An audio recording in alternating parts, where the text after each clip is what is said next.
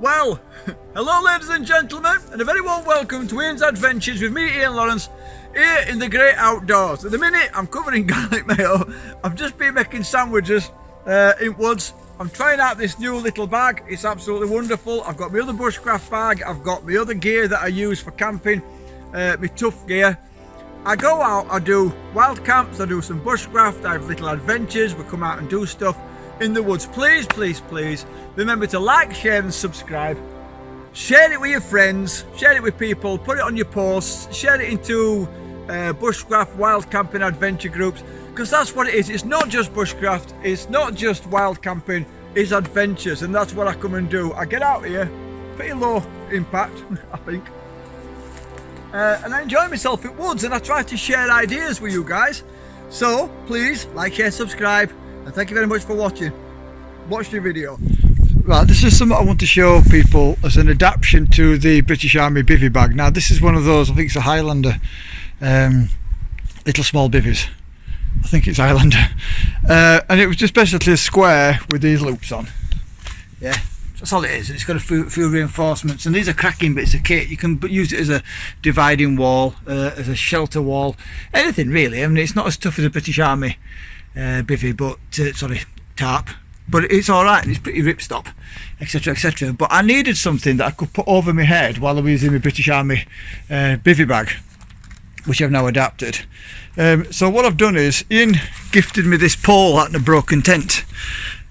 So I took these eyelets off the broken tent and sewed them in. You see there where I've sewed it in. That's reinforced, and I've done the same thing at the other side. And then I've added, because obviously there's this and this can be like folded on and used as like a bivy bag, so to speak. And I've sewn this one in as well onto here, because there wasn't one there, there's press studs there. Alright, so I've sewn that one in as well, and then I've pushed the pole across and through, and then I've had a couple of guy ropes down to the ground, no smashing, no amazing, and then I've just pegged all the rest of it out, and what it's done is given me this space inside there to stick my head. Now when the wind blows, because there's no reinforcement at the back there, that's going to flatten, it'll blow down. This is pretty solid, yeah, this is solid enough. It's like an external frame, so the wind's going to blow straight through that.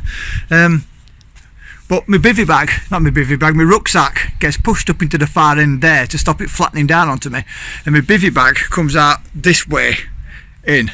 So my bivy bag's out, and this little shelter thing is just over my head.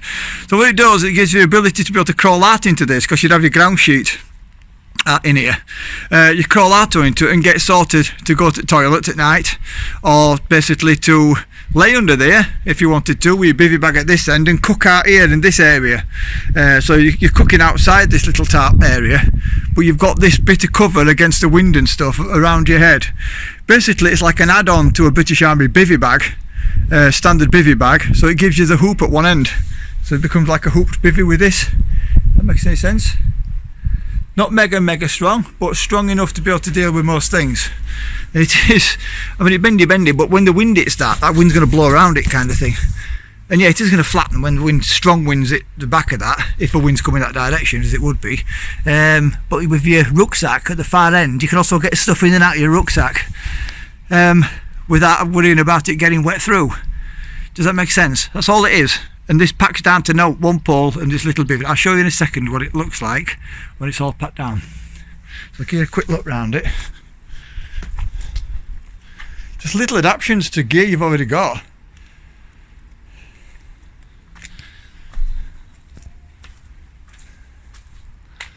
Yeah, to get the idea. It's yet to be trialled, but I can't see any reason why it won't work.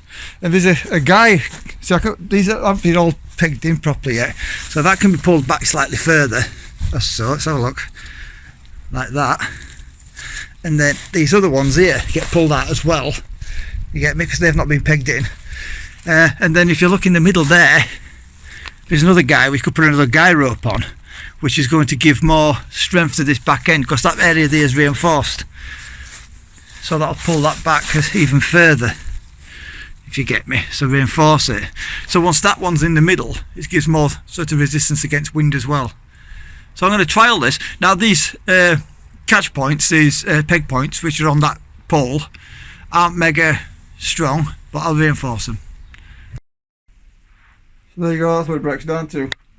A pole, some pegs, and that little thing. It's tiny with my hand, and it is a there you go, Highlander HMCTC basher, and it's just I've just messed around with. These are old straps. It's an old strap that I've utilised to put the extra loops on, and I used the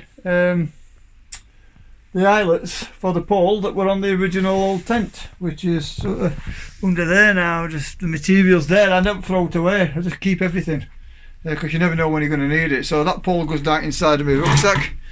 I've actually shortened it. That's the other piece there. I took a piece out, shortened it, put it in, and we'll see how it goes, because it looks like it's alright, and it's the only far end where it windy, so it's liable to sort of push it down. But once that rucksack's being pushed into the far end, it's like an internal storage place, isn't it, your rucksack? So winner winner chicken dinner. Thanks for watching, hope it helps somebody.